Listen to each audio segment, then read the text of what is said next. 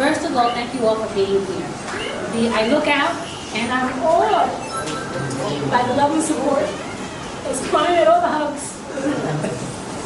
You thought I'd get a little bit out, right? We knew that was going to happen. You knew it was going to happen. When it's all completed, it seems like it was simple and fast. Yet, no dream is. It's a process and a story. My dream started about 4 years ago, really as a glimmer of an idea, after our fur baby Sadie passed away. And I said to my husband that I'd like to write a book about her, maybe as a gift for the kids at Christmas. And I came across a journal that on its cover, it said, "Dogs leave footprints in your heart forever." And I was like, oh my God, that's a sign. Oh, this is it.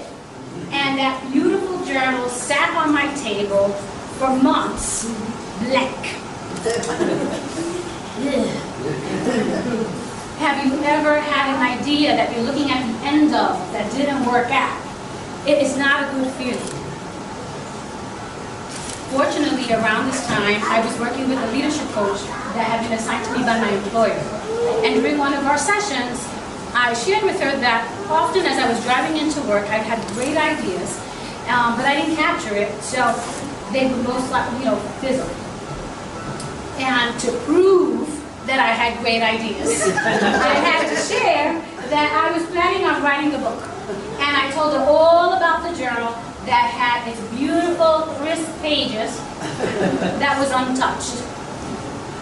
I struggle with perfectionism. And in order for me to write in that book, I needed it to be perfect. Sound familiar? Yes. How has perfection impacted you? What does it stop you from doing? And my coach understood my struggle. And so she suggested perhaps I could write on any piece of paper and just to let it know, just to start. Okay. I thought that was reasonable, and so I agreed. And the next time I found myself in heavy traffic on my way to work, mindlessly driving, I had an inspiration for the story. So when I got to the office, I didn't even take off my coat. I grabbed a piece of paper and I started to write.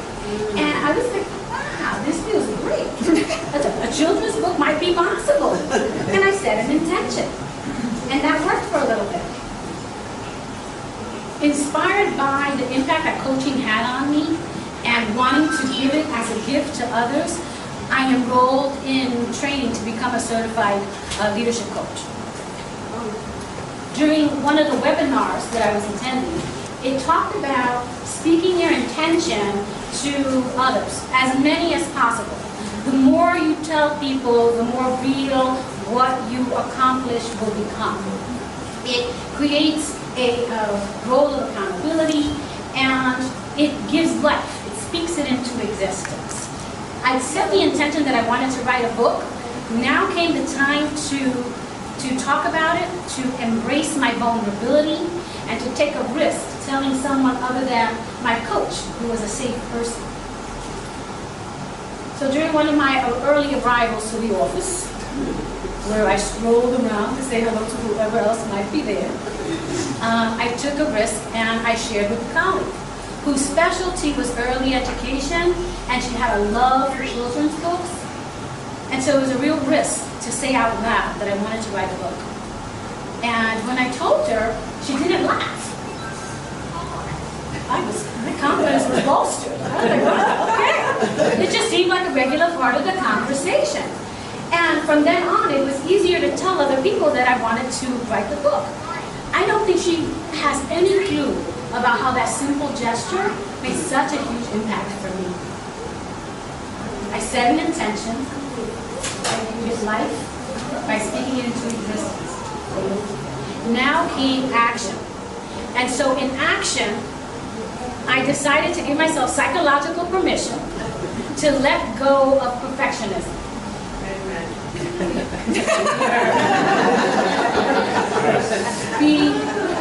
I then decided to focus on intentional learning. And so I took my curiosity to children's books and looked at them differently. Yeah. I read many more books, looking at specifically what did I like about them so that I can include in my own book. And I decided that I want colorful illustrations and descriptive language. I participated in book clubs, read-alouds, and I started observing the kids more specifically to see what their reactions were to the stories. And I loved their smiles and laughter. And it became a highlight of my work week. And every time I participated, I walked away smiling. So I wanted my book to bring joy to the reader. That was my goal. I know. But I know. She's my sister.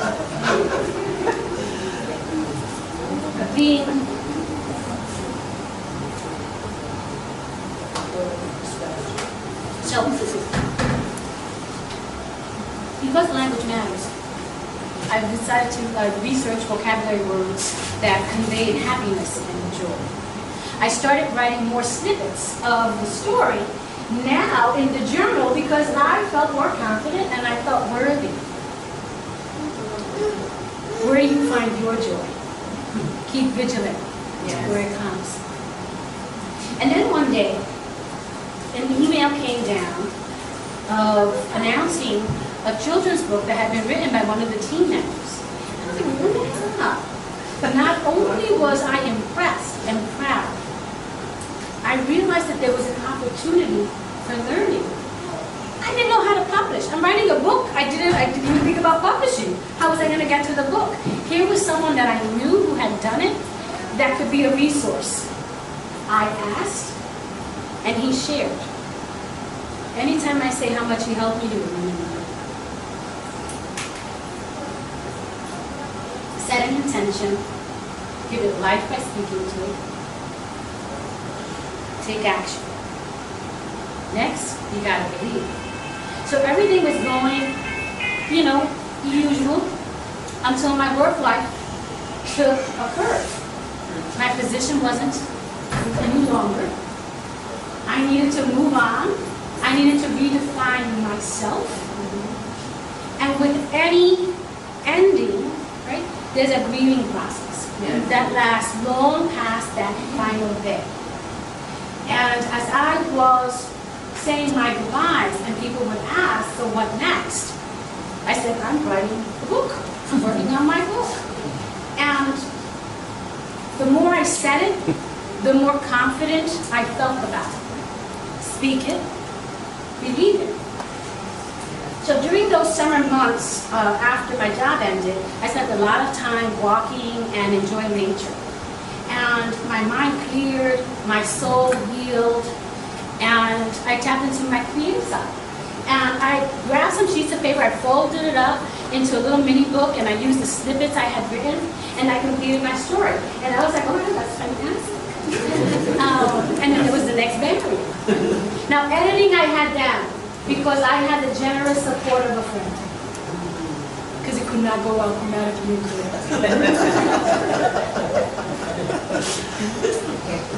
But I needed an illustrator, right? Someone who could bring my vision to life. My story now, my current fur baby, Cooper in me, and the joy that he inspired needed to be conveyed. And so I started in August looking for an illustrator. And I didn't find the right person until January. And so during those months, I suffered a lot of highs and lows. When you are in the habit of measuring yourself by what you do, working differently is a real challenge. I about gave up. Nothing seemed to go according to plan. However, I had mentors, my coach, my family, especially my husband.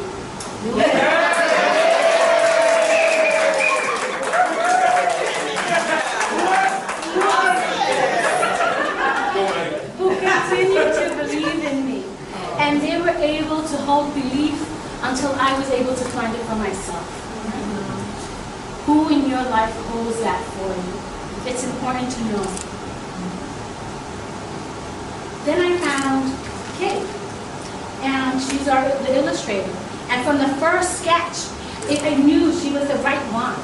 And with each drawing, I got more excited. And I decided to let go of what I should be doing.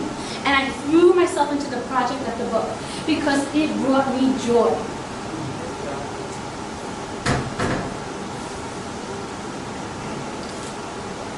Here's what I learned in the process. I dreamed of holding the book in my hand. As I learned to get to that place, I discovered a whole other business opportunity. I dreamed of sharing joy with the reader, and I potentially am sharing joy around the world because the book is available worldwide. Amen.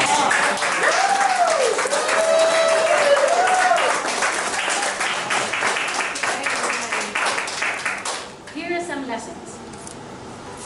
Be open to learning, and lessons will come from where you least expect it. Know that there are different paths to the same destination. It is okay to try different strategies and to do things differently and to ask for help. Leadership is about embracing your vulnerability and believing beyond what is to what is possible. Efforts are seeds. They take time to bear fruit. Keep planting. Yes. If you had asked me on June 28th what I would be doing in spring, I would not have imagined this. And here I stand before you, an author.